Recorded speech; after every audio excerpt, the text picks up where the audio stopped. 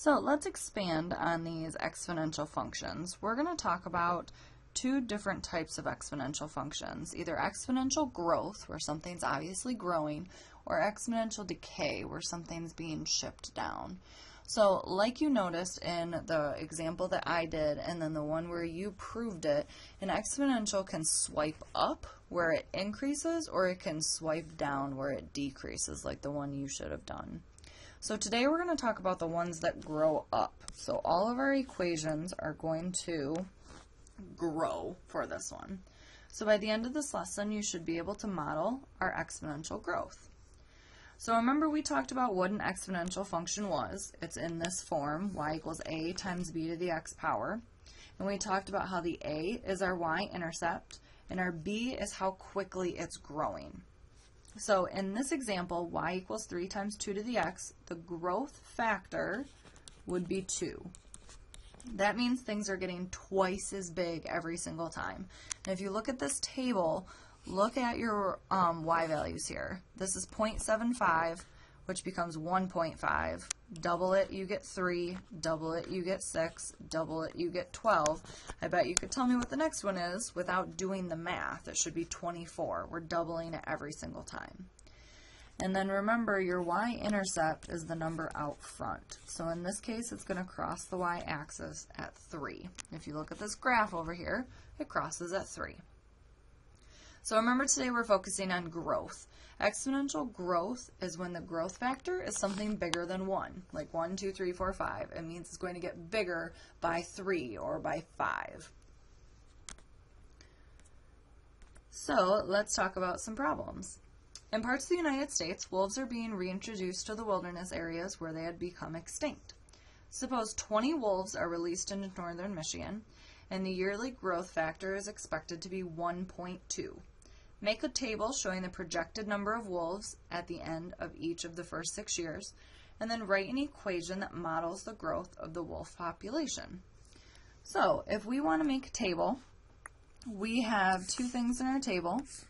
So we can call them x, and we can call them y. But in this case, it's going to be number of wolves in the year.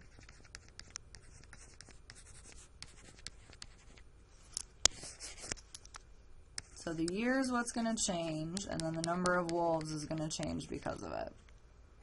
So year 0 in our story, we're starting off and we are going to introduce 20 wolves.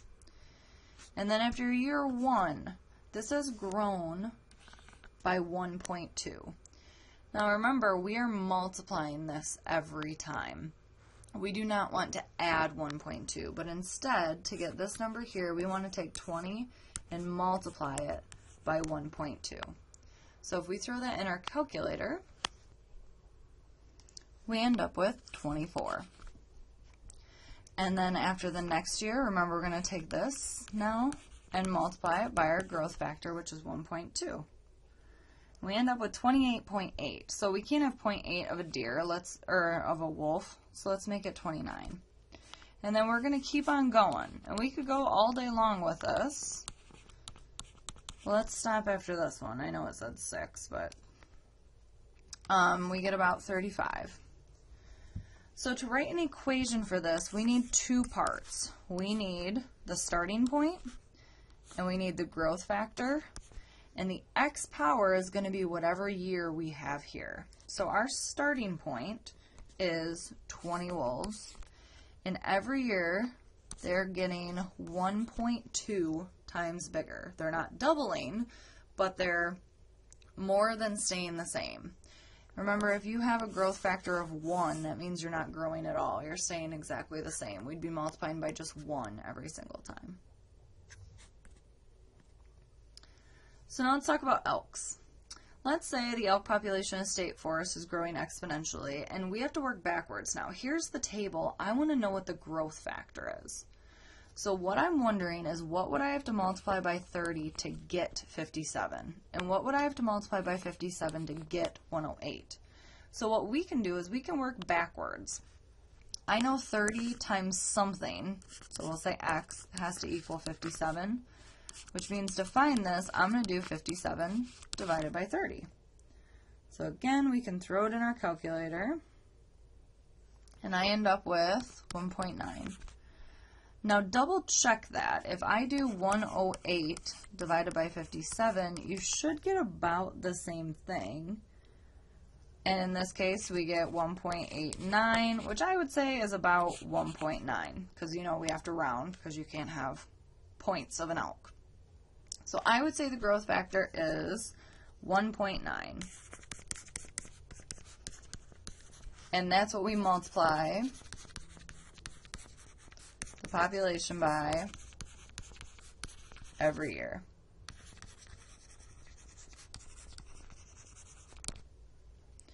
So suppose this growth pattern continues, how many elk will there be after 10 years and after 15 years? We're going to switch these two around because I don't want to continue this table to 10 years and 15 years. So I'm going to create an equation first and then use that to plug stuff in. So we want to write an equation that we could use to predict the elk population P for any year N after the elk were first counted. So we want population to equal something times something to the nth power. Remember, this is always your start. So in this problem, how many elk did we start with? If you look, we started with 30. And then this is the growth factor, which we found up here to be 1.9. So if I want to know how many elk I have after 10 years, all I have to do is plug in 10. And then remember, just like we learned yesterday, or in the last set of notes, we had to do the exponent first. So 1.9 we have to take to the 10th power. And then we have to multiply that by 30. So this just becomes a calculator problem, but we get 18,393 elk. And we could do the same thing with 15 years. So for the last couple of problems, they've looked a little different. This one, we were given the growth factor. This one, we had to find it. And this one is a little different because it has to do with money. So this says that Maya's grandpa opened a savings account for her when she was born. He opened the account with $100 and did not add or take out any money after that. The money in the account grows at a rate of 4% per year.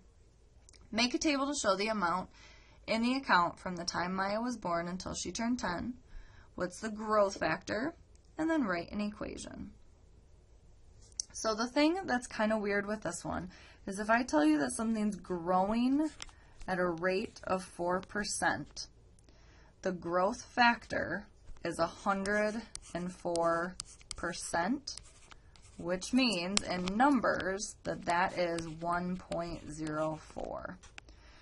If we make it just 0.04, which is what 4% is, that means it would be decreasing. It would be going down.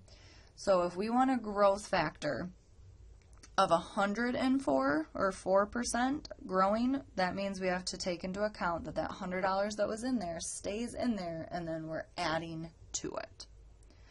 So if I want to write an equation, remember we need the start, and we need the growth factor, and then it's going to be to the power of x. So our starting value was that we had $100.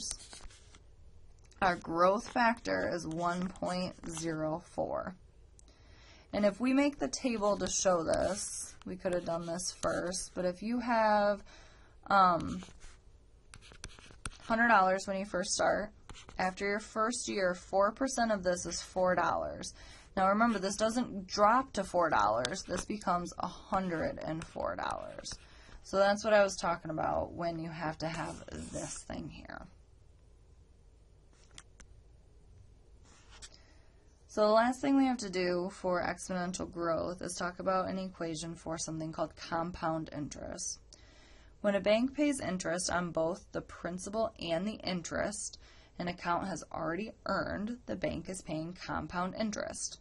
So principal is the initial amount that you put in there.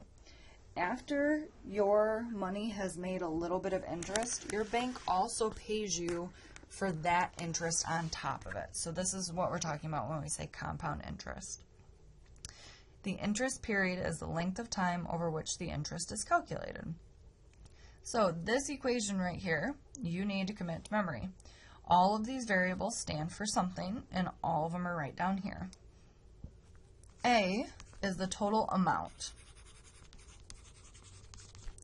P is your principal, so that's what you start with. This next part, 1 plus R divided by N, talks about the interest rate that I'm getting divided by the number of times interest is compounded, and then our exponent is the number of times the interest is compounded times the number of years. So if something is compounded annually, that means on December 31st of every year, they take a look at how much money you have and they give you interest on it. If something's compounded semi-annually or quarterly or monthly, that means they look at your bank account at different times throughout the year and add interest on top of it. Now let's say you had a bank where your interest rate was 8%. If they compound something annually, that means they're going to look at it once per year and they're going to give you the 8% that one time. Now if they compound something semi-annually, which means they're going to do it twice a year, they're not going to give you 8% interest twice because they would really be giving you 16%. So what they're going to do is they're going to take that 8% and divide it by 2, and they will give you 4% interest every 6 months, which factors to twice a year. Quarterly is the same thing. They're going to divide this by 4, which means they'll give you 2% every 3 months, which would mean they end up doing it 4 times. So let's put this into practice. Suppose your parents deposit $1,500 in an account paying 3.5% interest compounded annually when you were born. Find the account balance after 18 years. So this equation, we need the amount equals your principal times 1 plus R over N times N to the T. So I want to know the account balance, I want to know A, after 18 years. So my principal is what I start with, 1,500, and then 1 plus my rate. Now remember, this is 3.5%. So in math land, that's 0.035. And if it's compounded annually, the N is 1. And then my exponent is going to be 1 times the number of years, which is 18. So now we can simplify a lot of this. This is really 1 plus 0.035 to the 18th power. And we can even simplify that, because if I add 1 to this, I just get 1.035 to the 18th power. So hopefully this equation looks very similar to the one that we did back here. If I give you a percent, you have to add a 1 to it in order for it to be exponential growth. And then this just becomes a calculator problem. So remember, we have to do our exponents first. So 1.035, we have to take that to the 18th power, and then we can multiply it by 1,500. And we end up with $2,786.23. Now let's say we have this exact same problem, except it's going to be compounded quarterly instead of annually. So almost everything is going to look exactly the same, except our N value. So 0.035 is now going to be quarterly, so that's a 4. And that's going to be 4 times 18 for our exponent. So just like we did, let's simplify this before we plug anything into our calculator all at once. We need to do 0.035 divided by 4 though. So we get 1.00875. And then 4 times 18 will be our exponent, which is just 72. So now we type this into our calculator to the 72nd power, and then we can multiply it by 1,500. So this time we end up with $2,086 $808.71. So the more you compound, the more money you're going to get. But in the long run, like over 18 years, it wasn't really that much different.